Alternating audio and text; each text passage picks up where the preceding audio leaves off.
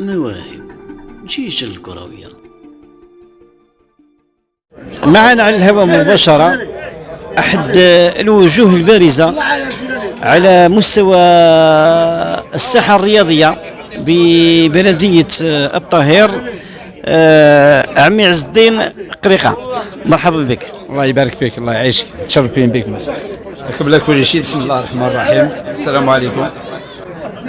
يشرفني أن أكون ضيف شرف في هذه الدورة الكروية التي نظمها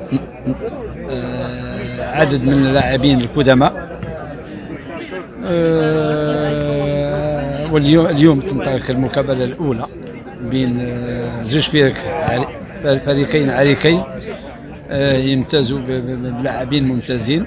لاصوص فريق جمعية ولا السويسي السريع ولا السويسي، وفريق حي 800 مسكن.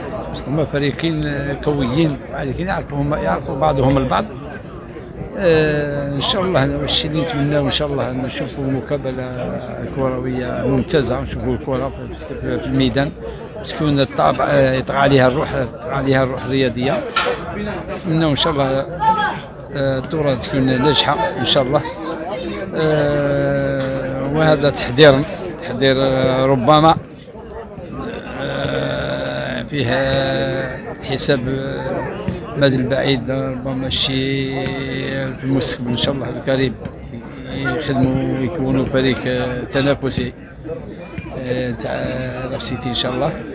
يديروا فريق يكونوا ناس رجاله ويكفوا على هذا الفريق ويخدموا. ربما العام الجاي ان شاء الله، السنه المقبله ان شاء الله نلعبوا في الملعب هذا ان شاء الله. يكون الجمهور، تكون حافز كبير للجمهور، ما نزيدوش نتنكروا الملاعب الاخرى. المهم نتمناو ان شاء الله الخير، ونتمناو للاخ يزيد ان شاء الله نتمنى التوفيق ان شاء الله، وربي يعاونه ان شاء الله، ونحاولوا نعاونوه نديروا له يد المساعده الشيء اللي نقدروا عليه. السلام عليكم ورحمه الله.